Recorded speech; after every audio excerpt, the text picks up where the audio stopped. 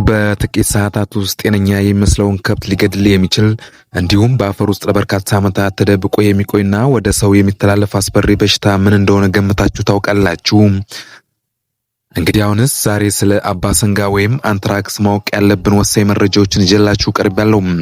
ሰላም ጤና ይስጥልኝ። ዶክተር ወንደሰን የቤት ኪርት ተከታታዮች ቻናሉ አዲስ ከሆናችሁ ሰብስክራይብ፣ ላይክ እንዲሁም ለሌሎች እንዲደርስ ካሰባችሁ ደግሞ ሼር ማድረጋችሁ እንዳትዘነጉ።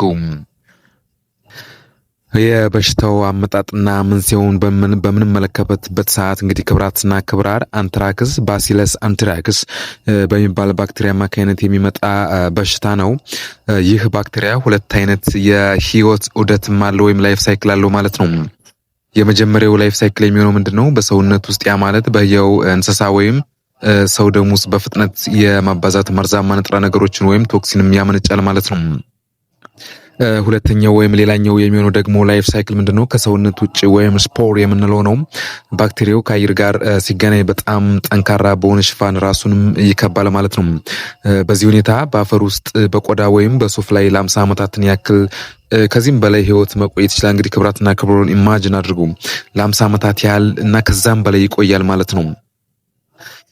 ታዲያ ይህ በሽታ እንዴት ይተላለፋል ካላችሁ ደግሞ ምንድነው? ለእንስሳት ስፖር የምንለው ያለበትን ሳር እንግዲህ ሲግጡ ወይም ሲጠጡ ወይም አቧራ ሲተነፍሱ ነው ማለት ነው።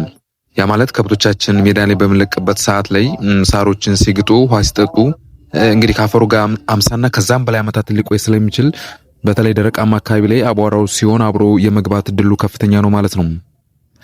ታዲያስ ወደ ሰውስ እንዴት ይተላለፋል ካላችሁ ደግሞ እንግዲህ በበሽታው የተያዘ እንስሳ ስጋ በመመገብ በበሽታው የሞተ እንስሳን በመቅበር ቆዳ በመግፈፍ ወይም በማረድ በቁስል አማካይነት ወደ ሰው ሊተላለፍ ይችላል። ያ ማለት ኢንፌክትድ የሆነውን አኒማል በመነካበት ሰዓት እንግዲህ ሰው የመጠቃት እድሉ እጅጉን ከፍተኛ ነው ማለት ነው።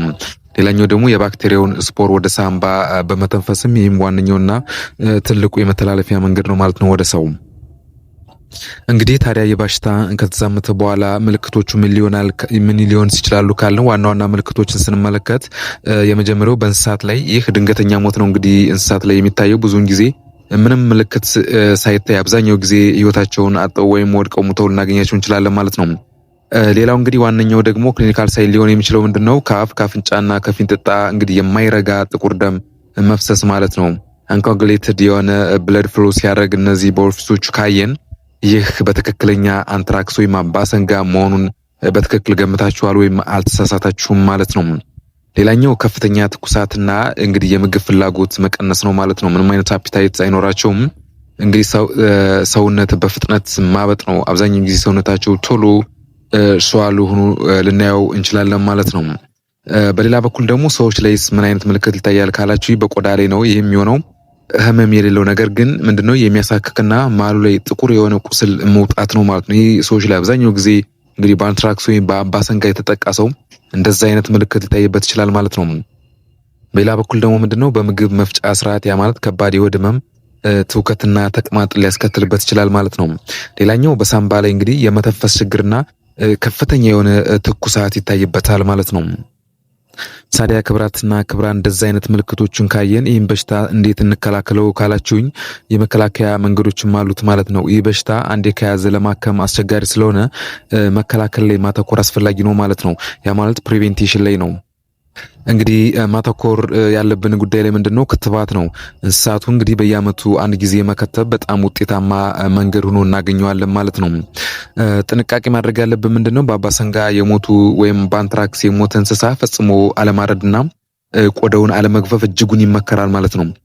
አየር ሲነካው ባክቴሪያ ወደ ስፖርነት ስለሚቀየር አካባቢው ለረጅም ጊዜም ይበክላል ማለት ነው። ያ ማለት መጀመሪያ ላይ እንደነገርኳችሁ ለ50 ዓመታት ያክል አፈር ላይ መቆየት እድሉ ሰፊ ስለሆነ ማለት ነው።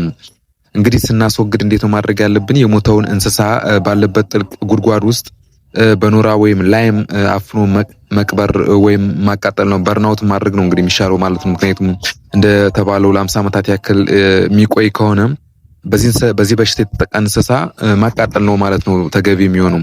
ሌላኛው ምንድነው? ንጽህና ነው። በበሽታው የተጠረጠረ እንስሳ ያለበትን በረት በጸረ ተዋሲያን ወይም አንቲባዮቲክስ በሚገባ እነዚህ በአይኦዲን ማጽዳትም እጅጉን ፍቱን መድኃኒት ነው ማለት ነው።